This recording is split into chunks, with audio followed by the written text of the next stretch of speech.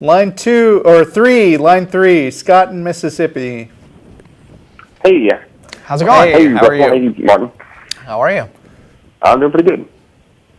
Okay, I'm an atheist. Mm-hmm. My question is this.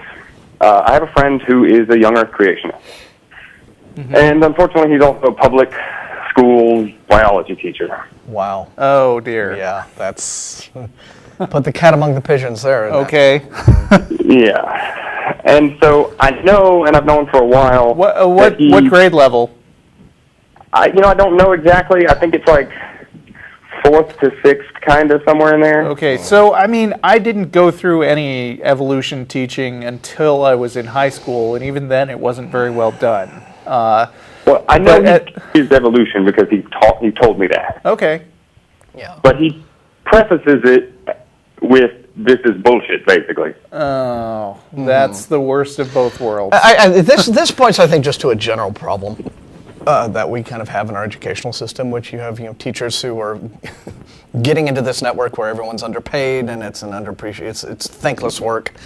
And you do not necessarily have to be this highly qualified, credentialed person with this lengthy list of CVs in order to be something like a junior high school or elementary school biology teacher. Yeah, and I mean, I want to clarify that, teachers work very hard and do important work, but they're not scientists. Yeah. Like Right. they are teaching subjects that they know enough about to teach the subject. Yeah. Well, that's what's strange to me, because this particular guy actually has a bachelor's degree in animal science. Okay. Okay. Animal science is not necessarily okay. What? Well, All right. What is this? Anyway, how does my this guy question is- justify Your question being is, a young yeah. Earth creationist? Yeah, so my question is, I've recently sort of kind of come to a stronger stance in my atheism that I feel more morally obligated to take some defensive action against the encroaching religious craziness. And Okay. I don't want to utterly destroy my friendship with this guy, so I don't want to take any overt action against him, but talking to him doesn't seem to do the trick. So I want an outsider's perspective on how far would you go to help the educational system in general, but not maybe completely trash your friendship. So waterboarding is out, is what you're saying. Yeah. Okay. Right? Well, it's fascinating to me. I would just be so full of questions for someone like him. Like, so how do you account then, if you believe what you say you believe? How do you account for these clear evidentiary lines about this world that is far older than you say that it is? How do we you account for everything in geology? Everything in genetics, everything in biology that clearly points to lineages that just go back and back and back. How do you point to the fact that we have ruins of actual biblical cities and settlements like Jericho that are older than young Earth creationists say the Earth is? It's all just very strange. How can anyone, I think, in this day and age, manage to convince themselves that we live in a 6,000 to 10,000 year old universe? It is just utterly boggling. It is every bit as boggling as belief in a flat Earth, as belief in the moon is made of green cheese, as belief that in the stars are a firmament above us. Right. It's just really baffling to me, and I always sort of want to get into the minds of people like this, and maybe not necessarily people. You expect the Ken Hams and the folks who are just sort of that intellectually impacted. Right. You can't really converse with them, but someone like, a personal friend, and I assume, he's an otherwise really cool guy. Otherwise, you wouldn't be friends. Right. It interests me to know how a person who would be in most other situations perfectly intelligent and thoughtful could come to these conclusions and make sense of them.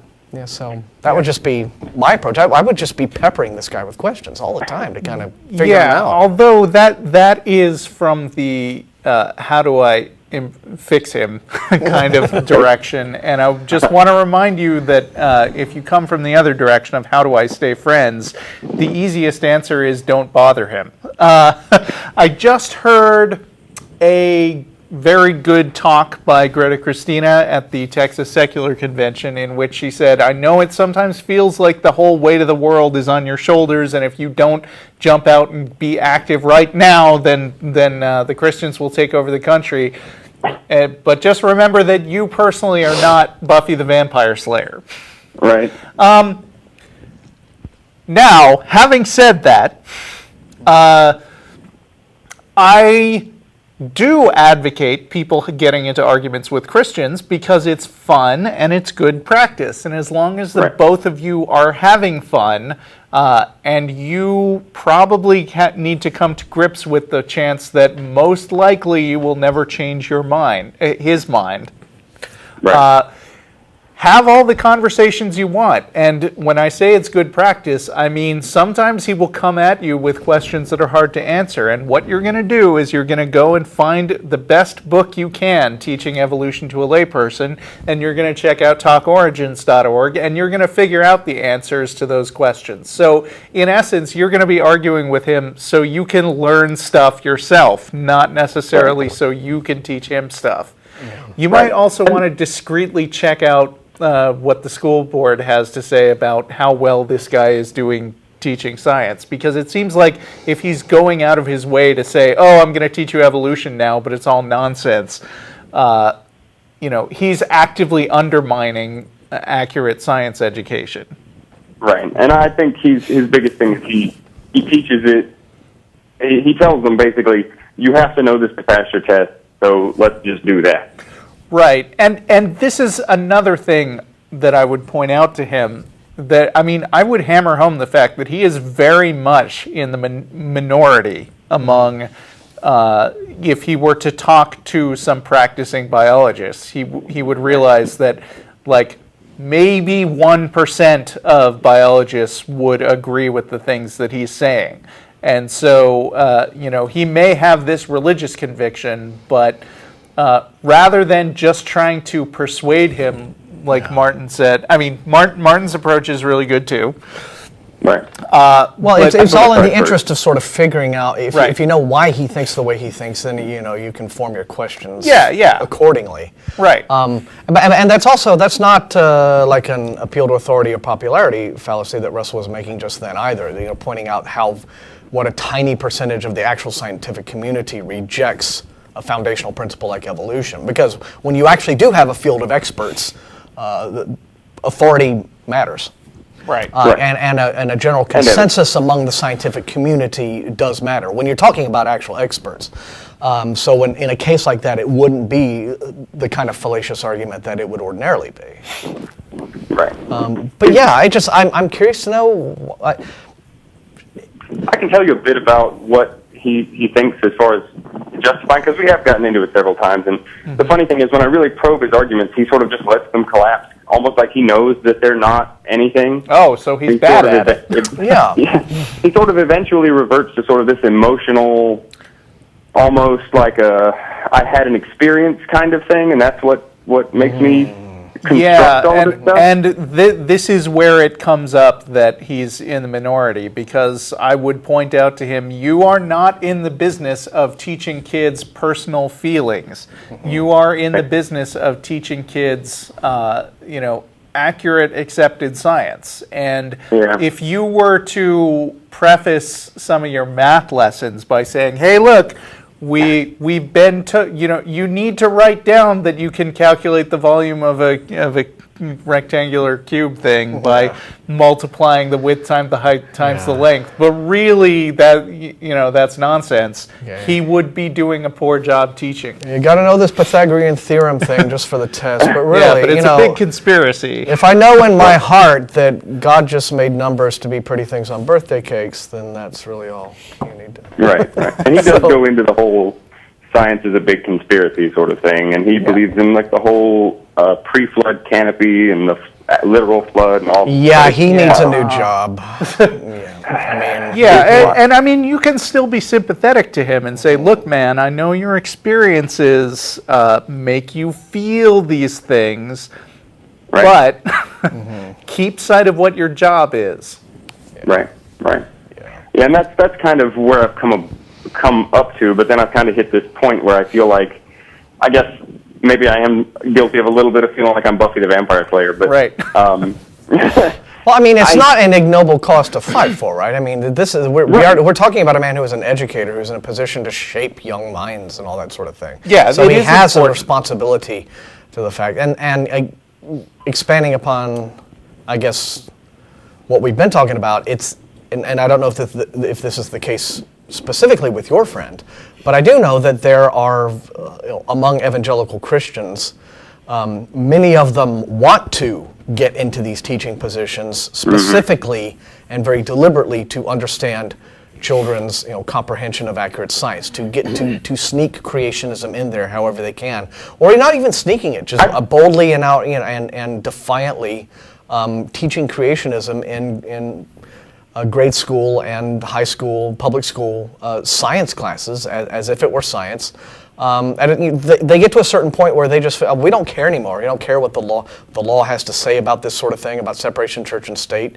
I have a higher cause that I am supporting. Right. Although, as far as I can tell, he's not teaching creationist materials. He's just no. That's why I was saying, I don't know that dismissing it, this might not necessarily be the case with your friend, but there is among it. We've seen it with the State Board of Education here. Yeah. With fundamentalists who really want to introduce this stuff. I mean, and they have that religious conviction behind them.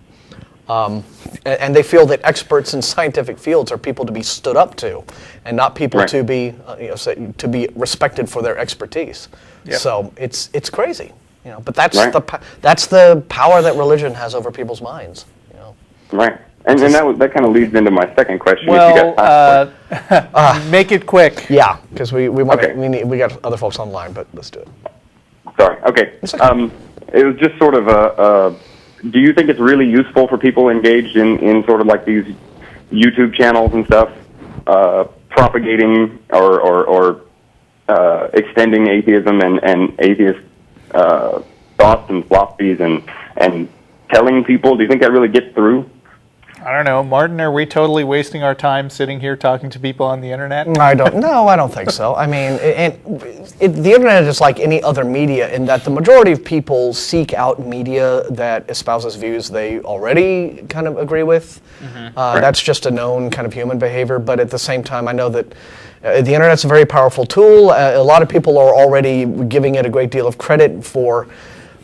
Prior to the internet, atheists, various minorities, people who have been historically and marginalized groups, now have a voice to get their message out there that they did not have previously. And so this has led to, I think, a real sea change in kind of public attitudes about things like social justice. And there are people out there who love that old status quo who hate that, right? So in that regard, yeah, I think YouTube, very powerful tool. Social media, and so yes, I do think atheists should exploit that and use it and make it a platform. And whether or not we end up preaching to our own choirs, just like everyone else, there's still someone else. We get email. We've done this show now for a decade and a half or more, and we know that it's had an impact globally because we hear from our viewers.